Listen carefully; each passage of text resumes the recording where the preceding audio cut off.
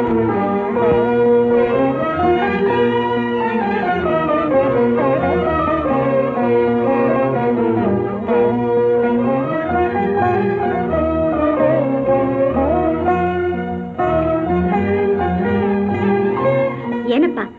மாமல்லபுரத்துக்கு உங்கள் பட்டப்பெயரை எதற்காக வைத்தார்கள்? சொல்லுகிறேன் சொல்லுகிறேன் என்று ஏமாற்றிக் கொண்டே வருகிறீர்களே, என்று கட்டாயம் சொல்லியாக வேண்டும். சொல்லாவிட்டால் சொல்லாவிட்டால் இங்கிருந்து இப்படியே நான் குதித்து விடுவேன். வேண்டாம் அம்மா வேண்டாம். ஒரு சாதாரண பெண்ணா இருந்தால் குதிக்கலாம், குதித்து காலையும் ஒடித்துக் கொள்ளலாம். ஆனால் நீ சக்கரவர்த்தி மகளாயிருப்பதால் அப்படி எல்லாம் செய்யக்கூடாதம்மா. அது என்னத்திற்காகப்பா? சக்கரவர்த்தியின் மகளாயிருந்தால் யானை மேலிருந்து குதித்து காலை ஒடித்துக் கொள்ளக்கூடாவா சுதந்திரம் இல்லை? ஆமா அம்மா, அப்படி நீ செய்தால் காஞ்சி சக்கரவர்த்தியின் மகள் குந்தவி யானை மேலிருந்து குதித்து காலை ஒடித்துக் கொண்டாளாம் என்ற செய்தி உலகமெல்லாம் பரவிவிடும். அப்புறம் எந்த ராஜகுமாரனும் உன்னை கல்யாணம் செய்து கொள்ள மாட்டான். அந்த கவலையே உங்களுக்கு வேண்டாம். நான் கல்யாணமே செய்து கொள்ள போவதில்லை. பாவம், கல்யாணம் உன்னை என்னம்மா பண்ணிட்டு? போங்களப்பா, உங்கள் சூழ்ச்சியெல்லாம் எனக்கு தெரியும். என்னை எவன் தலையிலாவது கட்டிவிட்டு என் அண்ணா இலங்கையிலிருந்து திரும்பி வந்ததும் அவன் தலைமேல் பல்லவ சாம்ராஜ்யத்தின் பாரத்தை தூக்கி வைத்துவிட்டு நீங்கள் நிம்மதியா இருக்கலாம் என்று பார்க்கிறீர்கள். அதுதான் என்னிடம் நடக்காது. நான் எப்போதும் உங்களுடன் தான் இருப்பேன். அப்படியா சமாச்சாரம்? எங்க இன்னொரு தடவை சொல்லு பாப்போம். அதெல்லாம் ஒரு தடவைக்கு மேல் சொல்ல மாட்டேன்.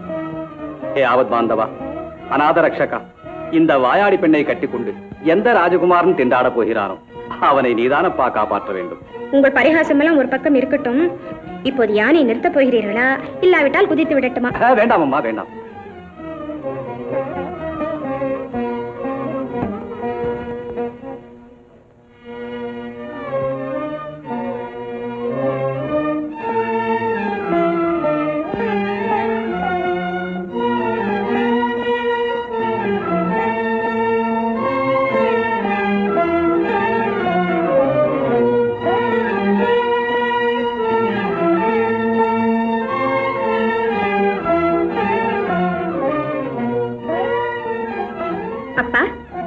குந்தவி, இந்த யானையை பார்த்தாயா? அத்ரூபமாய் உயிருள்ள யானை நிற்பது போலவே நிற்கிறதல்லவா? ஆமாம்பா. 30 வருஷங்களுக்கு முன்னால் இங்கே இந்த யானை நிற்கவில்லை. இதற்கு பதிலாக ஒரு மொட்டை பாறைதான் நின்றது. இந்த கோவில்கள் எல்லாமே ஒரு காலத்தில் அப்படித்தான் இருந்திருக்கும் இல்லையாப்பா? ஆமாம்மா. இன்று நீயும் நானும் இங்கே வந்திருப்பது போலவே ஒரு நாள் என் அப்பாவும் நானும் இந்த பக்கமாக வந்தோம். அப்போது எனக்கு உன் வயதுதான் இருக்கும். தற்செயலாக வானத்தை பார்த்தேன். ஒரு சிறு மேகம் யானையை போல் தோன்றிற்று. அதை பார்த்தவுடனே எனக்கு ஒரு யோசனை உதித்தது. என்ன யோசனைப்பா? வானத்தில் கண்ட யானையின் உருவத்தை இந்த பாறையின் மேல் வரைந்தேன். அவ்வளவுதான். என்னை கட்டி பிடித்துக் கொண்டு, நரசிம்மா, என்ன அற்புதமான யோசனை உன் யோசனை. இங்குள்ள பெரிய பெரிய பாறைகள் எல்லாம் கோவில்கள் ஆக்கி விடுவோம், சிறிய சிறிய பாறைகள் எல்லாம் வாகனங்கள் ஆக்கி விடுவோம் என்று வெறி பிடித்தவர் போல் என் அப்பா கத்தினார். அப்புறம் கேட்கவா வேண்டும்? 1000 கல்லூரிகளின் சத்தம் 20 வருஷ காலம் இடைவிடாமல் இங்கே கேட்டுக்கொண்டே இருந்தது. வாதாபி மன்னன் புலிகேசியின் மேல் நான் படையெடுத்து சென்றதும் அது நின்றது. சரிதான். 20 வருஷமாய் நடந்து வந்த சிற்ப பணியை நீங்கள் நிறுத்திவிட்டீர்களே என்ற சந்தோஷத்தில் உங்கள் பெயரையே இந்த பட்டணத்துக்கு வைத்தார்கள் போல இருக்கிறது. இல்லை அம்மா, இல்லை. இந்த சிற்பப்புரி தோன்றுவதற்கு நான் காரணமா இருந்ததால் தான் வைத்தார்கள். அப்படி வைப்பதா இருந்தால் நரசிம்மபுரம் என்றல்லவா வைத்திருக்க வேண்டும். நரசிம்மன் என்ற பெயரை எனக்கு பின்னால் வரும் எத்தனையோ ராஜாக்கள் வைத்துக் கொள்ளக்கூடும். ஆனால் மாமல்லன் என்ற என் பட்டப்பெயரை வேற யாருமே வைத்துக் கொள்ள முடியாதல்லவா? அதனால்தான் இந்த பட்டினத்திற்கு மாமல்லபுரம் என்ற பெயரே வைத்திருக்கிறார்கள். ஆமாம், இந்த கோவில்கள் எல்லாம் ஏன் இன்னும் அரைகுறையாக இருக்கின்றன? இன்று ஆரம்பமாக போகும் திருப்பணி வேலை இங்கேயும் நடக்குமா? நடக்காது குழந்தாய், நடக்காது. இந்த கோவில்கள் இப்படியே பூர்த்தி பெறாமல் தான் இருக்கும். ஏனப்பா? இவற்றை வடித்தெடுத்த மகா சிற்பியின் மனோரதமும் அவருடன் சம்பந்தப்பட்ட இன்னும் 2 ஜீவன்களின் மனோரதமும் பூர்த்தி பெறாமல் போனதுதான் அதற்கு காரணம். யார் அந்த மகா சிற்பி? அவர்தான் அம்மா ஆயனர். அப்பா, அவரை பற்றி நானும் கேள்விப்பட்டிருக்கிறேன். அவருடைய மகள். அதோ பார் குழந்தாய், யாரோ ஒருவன் குதிரை மேல் வந்து கொண்டிருக்கிறான். அவன் யாரா இருக்கலாம்?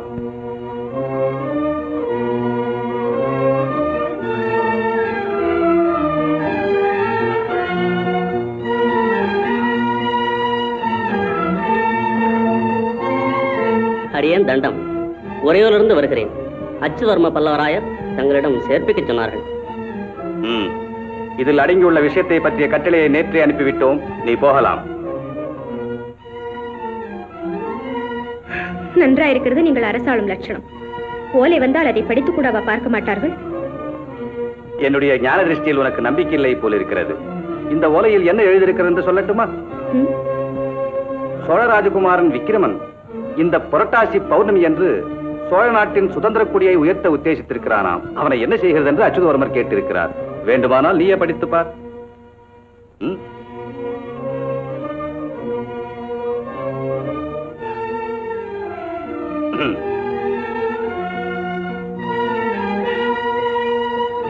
என்ன துணிச்சல் அந்த சோழ ராஜகுமாரனுக்கு?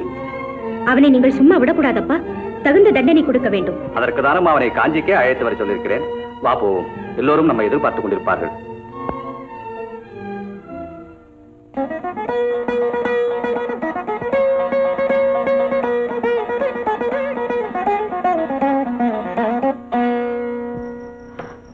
இது என்னப்பா? தேவியின் உக்ரம் தாங்க முடியவில்லையே. அம்பிகை எந்த அசுரனுடன் சண்டையிடுகிறாளோ அந்த அசுரனுடைய உருவத்தையும் எழுதி விடுங்களப்பா.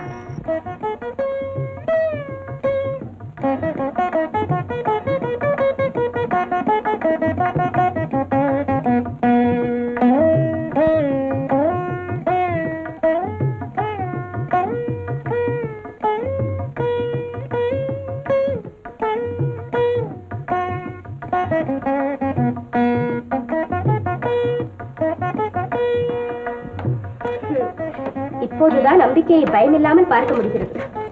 ஆம், அஞ்ச வேண்டியவன் அசுரன் தானே. இந்தாருங்கள் மகாராஜா.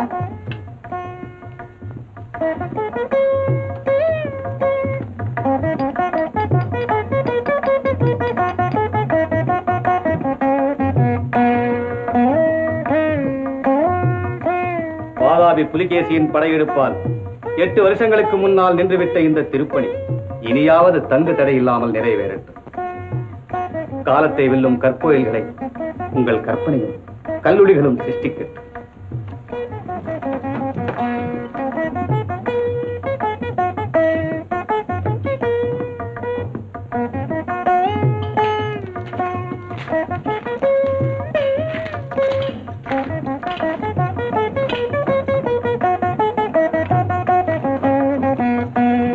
காஞ்சி கலை விழாவுக்கு கடல் கடந்து வந்திருக்கும் உங்களுக்கு நான் நல்வரவு கூறுகிறேன்.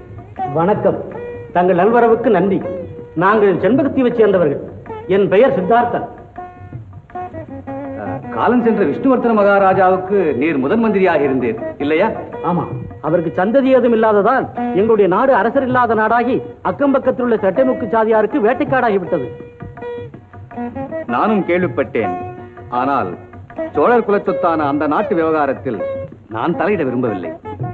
அதை அறிந்துதான் நானும் அங்குள்ள மக்கள் சபையை கூட்டி அவருடைய அபிப்பிராயத்தை கேட்டேன். அவர்கள் அனைவரும் பல்லவ சாம்ராஜ்யத்துடன் தங்கள் நாட்டை சேர்த்துவிட சித்தமாக இருக்கிறார்கள். அதற்காக இலங்கையில் இருக்கும் என் அண்ணாவை அங்கே அழைத்துக் கொண்டு போய்விடலாம் என்று பார்க்கிறீர்களா? அதுதான் முடியாது.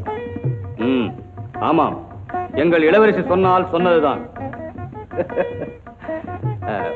உங்களுக்கு தகுந்த அரசன் ஒருவனை தேர்ந்தெடுத்து அனுப்புவதை பற்றி யோசித்து முடிவு செய்ய வேண்டும். நீங்கள் சென்று வரலாம்.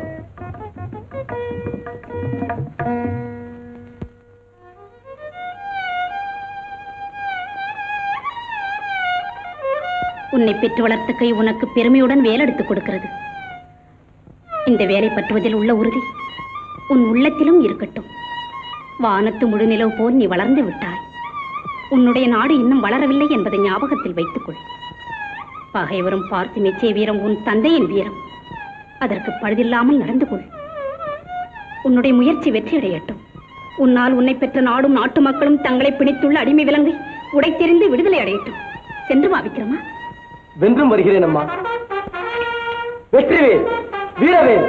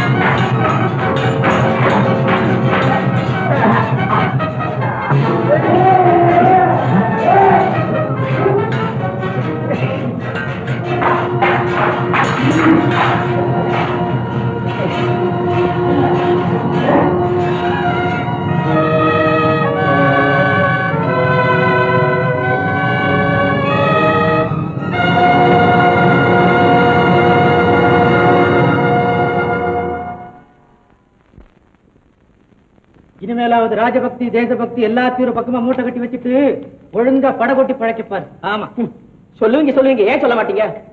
அந்த மானங்கட்ட மாரப்ப பூபதி மட்டும் எங்களை மோசம் பண்ணாம இருந்திருந்தான்னா? அந்த பாவையை நம்பாதீங்கன்னு நான் அப்பவே சொன்னேன், கேட்டீங்களா? ஆமா, இளவரசருங்க கையில விலங்கு போட்டு காஞ்சி கொண்டு போயிட்டாங்க. ஐயோ, மகாராணி காதுல இந்த சேதி விழுந்தா எங்க உயிரை விட்டுட்டு வாங்களோன்னு பயமா தான் இருக்கு. போயும் உன்னையும் உன் வீரத்தையும் நம்பி அவரை உன்னோட அனுப்பிச்சாங்களே, அதை சொல்லு. நான் என்ன செய்யட்டு வள்ளி? வெற்றி கிடைச்சா கிடைக்கட்டும், இல்லாட்டி வீர சொர்க்கமாவது கிடைக்கட்டும் நான் சண்டை போட்டேன். ஆனா என்ன? அந்த பாக்கியம் கூட கடைசியில உன் தாத்தாவுக்கு தான் கிடைச்சு. ஐயோ, என் தாத்தா செத்து போயிட்டாரா?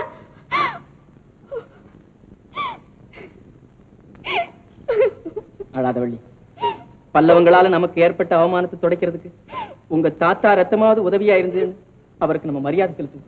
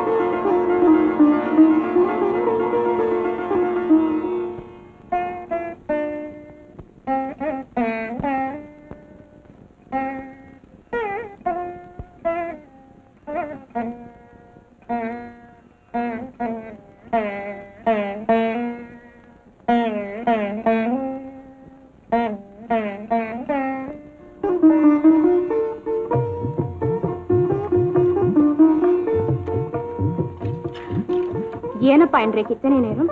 அப்படி ஒன்றும் நேரமாகவில்லையே, தினம் போலத்தானே வந்திருக்கு. ஏதாவது விசேஷம் உண்டா? ஒரு விசேஷம் இருக்கிறதப்பா, ஆனால் இப்போது சொல்ல மாட்டேன். நீங்கள் முதலில் சொல்லுங்கள், சபையில் ஏதாவது விசேஷம் உண்டா? ஆமாம், உண்டு. இலங்கையிலிருந்து இன்றைக்கு செய்தி வந்தது. அங்கே நடந்த பெரும் போரில் நமது சைன்யங்கள் மகத்தான வெற்றி அடைந்தனமாம். இலங்கை மன்னன் சமாதானத்தை கோருகிறான், என்ன செய்யட்டும் என்று உன் தமையன் ஓலை அனுப்பியிருக்கிறான். ரொம்ப சந்தோஷம் அப்பா. அப்படியானால் அண்ணா சீக்கிரம் திரும்பி வந்து விடுவார் இல்லையா? இல்லை, இன்னும் கொஞ்ச காலம் கழித்துதான் வருவான். மதுரையில் உன் மாமாவுக்கு கொஞ்ச நாளாக தேக அசௌக்கியமா இருக்கிறதாம். அங்கே போய் கொஞ்ச காலம் இருந்து விட்டு வர சொல்லியிருக்கிறேன். நீயும் வேணுமானால் மதுரைக்கு போய் வருகிறாயா குழந்தாய்? உன் மாமா உன்னை பார்க்க வேண்டும் என்று எவ்வளவோ ஆசைப்படுகிறாராம். அதெல்லாம் முடியாது, நான் உங்களை விட்டு போக மாட்டேன். இருக்கட்டும், இன்னும் ஏதாவது விசேஷம் உண்டாப்பா? உண்டு. சோழ நாட்டில் என்ன குந்தவி? ஒன்றுமில்லையப்பா, சோழ நாட்டில் என்ன விசேஷம் சொல்லுங்கள். சோழ நாட்டில் காழி என்னும் ஊரில் ஓர் இளம் பிள்ளை தெய்வ சாநித்தியம் பெற்று மகா ஞானியாய் விளங்குகிறாராம். அவர் கையினால் திருநீர் வாங்கிட்டு கொண்டால் தீராத வியாதிகள் எல்லாம் தீர்ந்து விடுகிறதாம். ஞான சம்பந்தர் என்று பெயராம். நன்றா இருந்தது போங்கள். யமனுக்கு அப்படி ஒரு விரோதி கிளம்பியிருக்கிறாரா? இவர் பாட்டுக்கு திருநீர் கொடுத்து வியாதிகள் எல்லாவற்றையும் தீர்த்து கொண்டு போனால் யமலோகம் அல்லவா சூன்யமாய் போய்விடும். நீங்களும் தான் இப்போதெல்லாம் யுத்தம் செய்வதை நிறுத்திவிட்டீர்கள். எல்லாம் முன்னால் தானே. நீ என் கழுத்தை கட்டிக்கொண்டு விடமாட்டேன் என்றால் நான் யுத்தத்துக்கு போவது எப்படி? உன்னை வேறொருவன் கழுத்தில் கட்டிவிட்டால் அப்புறம் அவன் பாடு அதோ கதிதான். அது கிடக்கட்டும் அப்பா, இன்றைக்கு வேறு விசேஷம் ஒன்றும் இல்லையா? ஆமாம், இன்னும் ஒரே ஒரு விசேஷம் இருக்கிறது. கடல் மல்லைக்கு நாம் போயிருந்த போது உறையூரிலிருந்து ஒரு தூதன் வந்தானே, ஞாபகம் இருக்கிறதா? நீ கூட விஷயத்தை கேட்டுவிட்டு அந்த சோழ ராஜகுமாரனை நன்றாக தண்டிக்க வேண்டும் என்று சொன்னாயே, அந்த விக்ரமனை சிறைப்பிடித்து இன்றைக்கு கொண்டு வந்திருக்கிறார்கள். அவனை சங்கிலிகளால் கட்டி குதிரை மேல் வைத்து கொண்டு வந்தார்களா? ஆமாம். உனக்கு எப்படி தெரிந்தது? மத்தியானம் கோயிலுக்கு போய் கொண்டிருக்கும் போது வீதியில் பார்த்தேன். சரிதான், அவனாய்த்தான் இருக்கும். அது போகட்டும் குழந்தாய். நமது அப்பர் பெருமானின் பதிகம் ஒன்றை பாடு, கேட்கலாம். அந்த ராஜகுமாரனை ராத்திரி எங்கே வைத்திருப்பார்கள் அப்பா? வேற எங்க வைத்திருப்பார்கள்? காராகிரகத்தில் தான். ஐயோ, என்ன குழந்தாய், எதை கண்டு பயப்படுகிறாய்? ஒன்றுமில்லை அப்பா. காராகிரகத்திலிருந்து அந்த ராஜகுமாரன் தப்பித்துக் கொண்டு போய்விட்டால் என்ன செய்கிறது என்று பயந்தேன். இவ்வளவுதானே? அந்த மாதிரி எல்லாம் நீ பயப்பட வேண்டாம். பல்லவ ராஜ்யாதிகாரம் இன்னும் அவ்வளவு கேவலமாய் போய்விடவில்லை. விக்ரமன் தப்பிக்க முயன்றானால் அந்த க்ஷணமே பல்லவ வீரர்களின் 12 ஈட்டுமுனைகள் அவன் மீது ஏக காலத்தில் பாய்ந்துவிடும். அப்பா, நான் ஒன்று சொல்லுகிறேன், கேட்கிறீர்களா? கேட்காவிட்டால் நீ விடத்தான் போகிறாயா? அந்த ராஜகுமாரனுடைய முகத்தை பார்த்தால் அப்படி ஒன்றும் பொல்லாதவனாக தோன்றவில்லை அப்பா. யாரோ துஷ்ட மனிதர்கள் அவனுக்கு துர்போதனை செய்து இப்படி உங்களுக்கு விரோதமாய் கிளப்பி விட்டிருக்க வேண்டும். நான் கூட அப்படித்தான் கேள்விப்பட்டேன். யாரோ ஒரு சிவனடியார் அடிக்கடி விக்ரமனையும் அவனுடைய தாயாரையும் பார்ப்பதுண்டாம். அந்த வேஷத்தாரைத்தான் விக்ரமனை இப்படி கெடுத்திருக்க வேண்டும் என்று எனக்கு தகவல் கிடைத்திருக்கிறது. பார்த்தீர்களா, நான் எண்ணியது சரியாய் போயிற்றே. உறையூரில் என்னதான் நடந்ததாம் அப்பா? பெரிய சண்டை நடந்ததோ? ரொம்ப பேர் செத்து போனார்களோ? பெரிய சண்டையும் இல்லை, சின்ன சண்டையும் இல்லை. இந்த அசட்டு பிள்ளை ஏமாந்து அகப்பட்டுக் கொண்டதுதான் லாபம். ஐயோ பாவம். எதற்காக பரிதாபப்படுகிறாயம்மா? ராஜதுரோகம் ஜெயிக்கவில்லையே என்றா? இல்லை இல்லை, இந்த ராஜகுமாரன் இப்படி ஏமாந்து போய்விட்டானே என்றுதான். ஆமாம், இந்த மாதிரி நடக்க போகிறது என்று உங்களுக்கு முன்னாலே தெரிந்திருந்ததே, அது எப்படி? என்னிடம்தான் மந்திர சக்தி இருக்கிறது என்று உனக்கு தெரியுமே, மறுபடியும் ஏன் கேட்கிறாய்? ஆமாம், அப்பர் பெருமான் பதிகம் பாடப் போகிறாயா இல்லையா? அது இருக்கட்டும் அப்பா. எனக்கு ஒன்று தோன்றுகிறது. இந்த தடவை மட்டும் நீங்கள் அந்த ராஜகுமாரனை மன்னித்து விட்டால். என்ன சொன்னாய்? பெண் புத்தி என்பது கடைசியில் சரியாய் போய்விட்டது. அன்றைக்கு அவனை கடுமையாய் தண்டிக்க வேண்டும் என்றாய், இன்றைக்கு மன்னிக்க வேண்டும் என்கிறாயே. அதனால்தான் பெண்களுக்கு ராஜ்ய உரிமை கிடையாது என்று பெரியவர்கள் வைத்திருக்கிறார்கள். அதுதான் தப்பு. பெண்களுக்கு ராஜ்ய உரிமை இருந்தால் உலகத்தில் சண்டையே இருக்காதப்பா. நான் மட்டும் அவரை சந்தித்து பேசினால் அவருடைய மனத்தையே மாற்றி விடுவேன். முடியுமா முடியாதா என்று பார்க்கலாமா? முடியலாம் குழந்தாய், முடியலாம். நீ நினைத்தால் விக்ரமனை சுதந்திரம் என்ற பேச்சையே அடியோடு மறந்து விடும்படி செய்து விடலாம். ஆனால் உன்னுடைய சாமர்த்தியத்தை நீ கொஞ்சம் முன்னாலேயே காட்டியிருக்க வேண்டும். இனிமேல் காட்டி பிரயோஜனமில்லை. குற்றவாளியை தண்டித்தே ஆக வேண்டும். என்ன தண்டனை விதிப்பீர்களப்பா? அது இப்போது சொல்ல முடியாது. நாளைக்கு தர்மாசனத்தில் உட்கார்ந்து விசாரணை செய்யும் போது என்ன தண்டனை நியாயம் என்று தோன்றுகிறதோ அதைத்தான் விதிப்பேன்.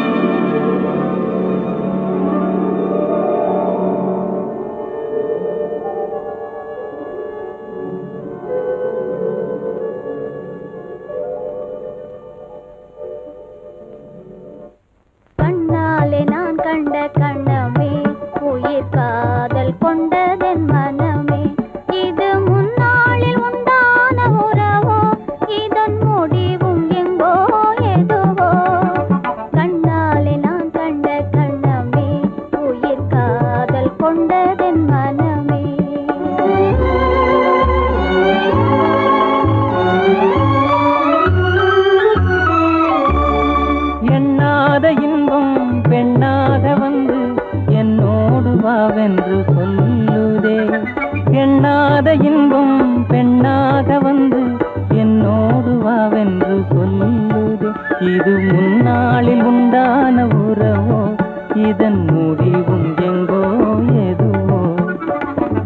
கண்ணாலே நான் கண்ட கணமே உயிர் காதல் கொண்டதென் மனமே.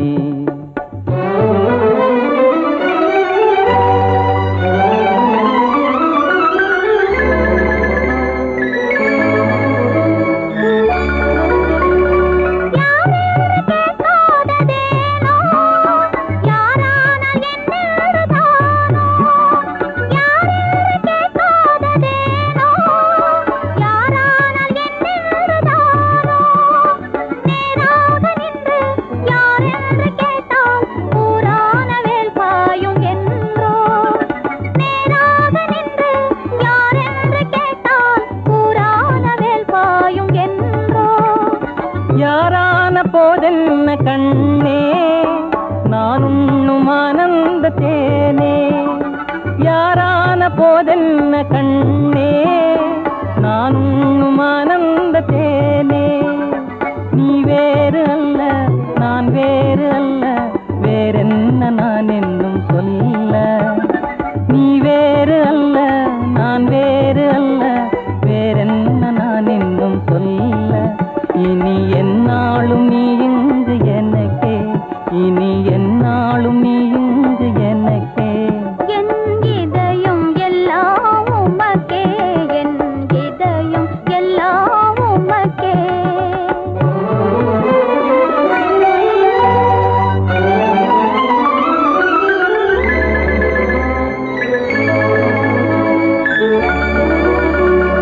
கண்ணாலே நான் கண்ட கணமே உயிர் காதல் கொண்டதென் மனமே. இது முன்னாளில் உண்டான உறவோ, இதன் முடிவும் எங்கோ எதுவோ. கண்ணாலே நான் கண்ட கணமே உயிர் காதல் கொண்டதென் மனமே.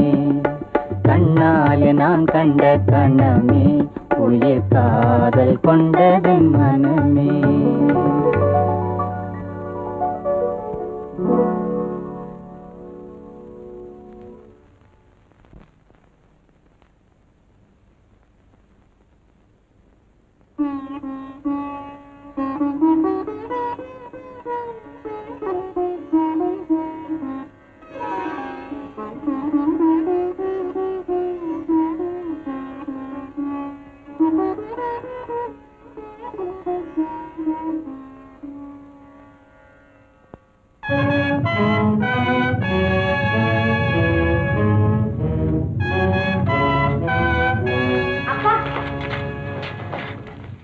நேற்று நான் இந்த ராஜகுமாரனை பற்றி சொன்னேனே, ஞாபகம் இருக்கிறதா? இருக்கிறதம்மா. அந்த போலி சிவனடியாரை கண்டுபிடிக்கும் வரை அவரை தண்டிக்காமல் இருக்க வேண்டும் என்கிறாயா? அதுதான் முடியாது.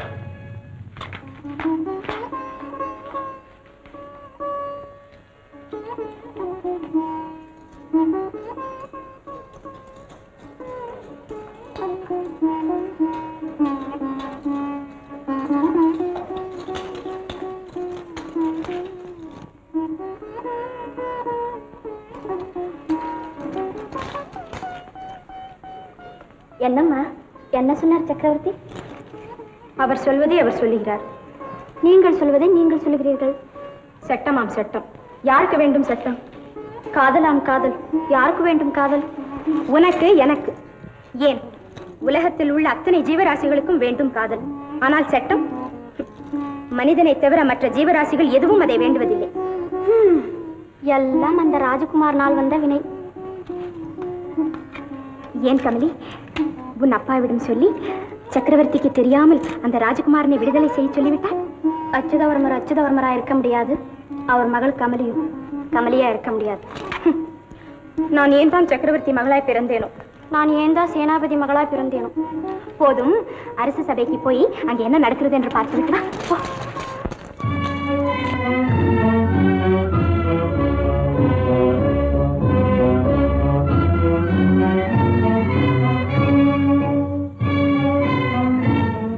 வேந்தே, இதோ தங்களுக்கு முன்னால் தலை வணங்கி நிற்கிறானே. தலை வணங்கவில்லை, தலை நிமிர்ந்துதான் இருக்கின்றேன். இவர்தான் வெண்ணாற்றங்கரை போல் நம்மை வீணாக எதிர்த்து தோல்வியுற்ற பார்த்திபரின் பரிதாபத்துக்குரிய புதல்வர் விக்ரமர்.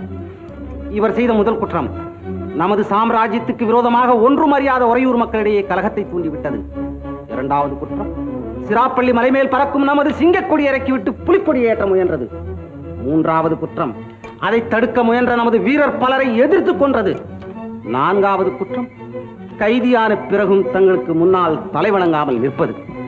பாவம், சிரிப்பிள்ளைதானே. மன்னிக்க வேண்டும், உங்களிடமிருந்து நான் அனுதாபத்தை எதிர்பார்க்கவில்லை. உண்மைதான், குற்றவாளி அனுதாபத்தை எதிர்பார்க்க கூடாதுதான். யார் குற்றவாளி? சிராப்பள்ளி மலை எங்கள் மலை.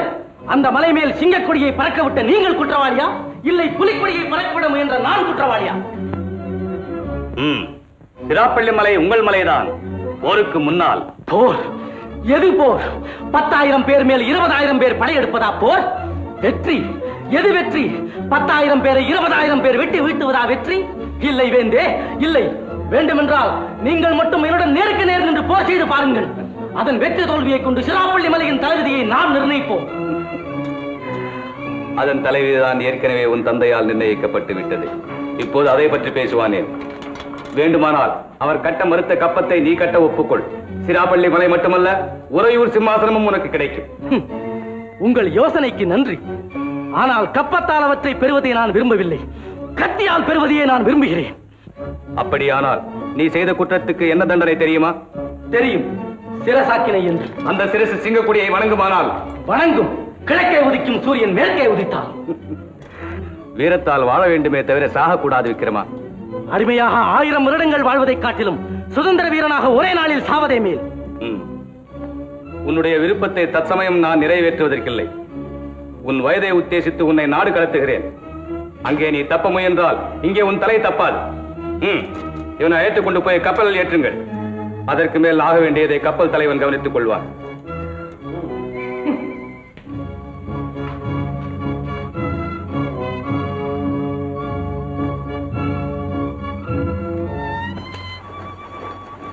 அம்மா, அந்த ராஜகுமாரை நாடு கடத்தி விட்டார்கள். என்ன? ஆமாம், அவரை இன்றைக்கே மல்லை துறைமுகத்துக்கு கொண்டு போய் கப்பலில் ஏற்ற சொல்லிவிட்டார்கள். ஐயோ, இனி நான் அவரை பார்க்கவே முடியாதா? இந்த தடவையும் அவருடன் பேசவே முடியாதா? நான் என்ன செய்வேன்? எப்படி அவரை பார்ப்பேன்? ஏன் கமலி, நாமும் மல்லை துறைமுகத்துக்கு போனால் அது எப்படி போக முடியும்? சபை முடிந்ததும் சக்கரவர்த்தி கூட எங்கேயோ போய்விட்டாரமே. நீங்கள் யாரை கேட்டுக்கொண்டு அங்கே போவீர்கள்? ஏன், உன் அப்பாவை கேட்டுக்கொண்டு போனால் போகிறது. வா.